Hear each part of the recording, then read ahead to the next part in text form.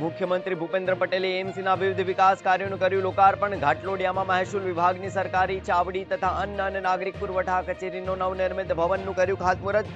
Water distribution સ્ટેશનનું પણ કર્યું ઉદ્ઘાટન. તો બોડક દેવમાં હાઈટેક સબ ઝોનલ ઓફિસનું કર્યું નામાભિધાન લોકાર્પણ.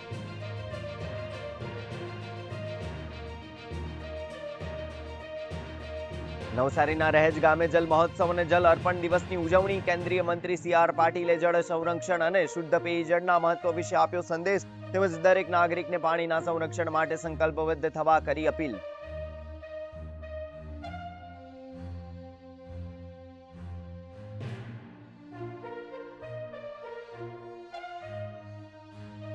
પ્રધાનમંત્રી નરેન્દ્ર મોદીએ દિલ્હી મેટ્રોના 2 નવા કોરિડોરનું કર્યું ઉદ્ઘાટન. રાષ્ટ્રપતિના અપમાન મુદ્દે દિલ્હી પાસે પશ્ચિમ બંગાળના મુખ્યમંત્રી મમતા બંગાળ પર સાધ્યું નિશાન. કહ્યું TMCએ રાષ્ટ્રપતિની સાથે બંધારણનું પણ કર્યું અપમાન.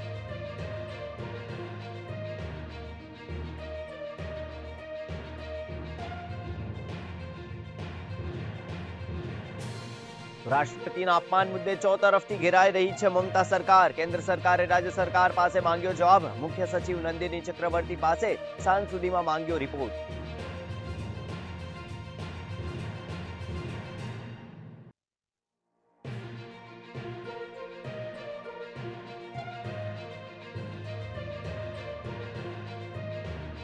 આંતરરાષ્ટ્રીય મહિલા દિવસની ઠેર ઠેર ઉજવણી. રાષ્ટ્રપતિ દ્રૌપદી મુર્મુ દિલ્હી ખાતે આયોજિત આંતરરાષ્ટ્રીય મહિલા દિવસના કાર્યક્રમમાં થયા સહભાગી. કહ્યું મહિલાઓ તમામ ક્ષેત્રે નિભાવી રહી છે અગત્યની ભૂમિકા.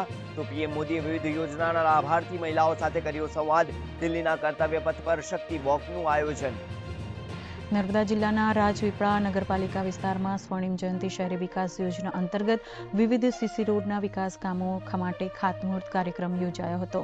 આ પ્રસંગે ભરૂચના લોકસભા સાંસદ મનસુખ વસાવા અને નાંદોદ ધારાસભ્ય ડોક્ટર દર્શનાબેન દેશમુખ ખાસ ઉપસ્થિત રહ્યા હતા.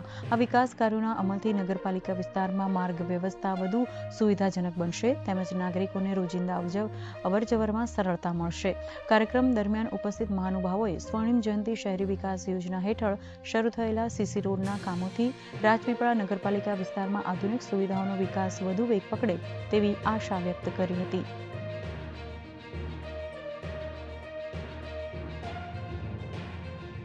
જે રોડની તકલીફ હતી, ધોવાણી જે તકલીફ હતી, તે પ્રોટેક્શન વોલ બની ગઈ અને રિંગ રોડ આજે બની ગયો છે.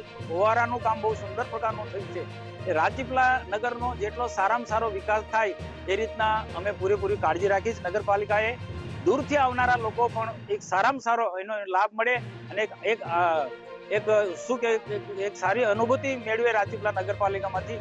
એ પ્રકારનો અમે પ્રજાની અપેક્ષા મુજબ દેશના પ્રધાનમંત્રીની અપેક્ષા મુજબના આવનારા દિવસોમાં કામ કરીશું. રાજપીપળા શહેરના જે ખૂબ જ વર્ષોથી જે એવી એક રસ્તો હતો કે જ્યાં ગાડી પાણી કરજણ નદીનું પાણી આવી જતું હતું અને એના લીધે વિસ્તારનું ધોવાણ થતું હતું. ત્યારે 24 કરોડના ખર્ચે એ આખો રિંગ રોડ બનાવી આપવામાં આવ્યો. સાથે સાથે એની પ્રોટેક્શન વોલ જે ગેબિયન વોલના નામથી જણાય છે તો એ વોલ પણ બનાવી આપવામાં આવી. તો એ વિસ્તારના જે રહીશો છે એ ખૂબ જ આનંદ અને હર્ષની લાગણી અનુભવે છે અને સાથે જે વૃદ્ધો છે, વડીલો છે, એ લોકોને સારી રીતે બેસી શકે એના માટે એક નદી કિનારે એક સરસ રીતે એવો ફવારાનું પણ કામ કરવામાં આવ્યું.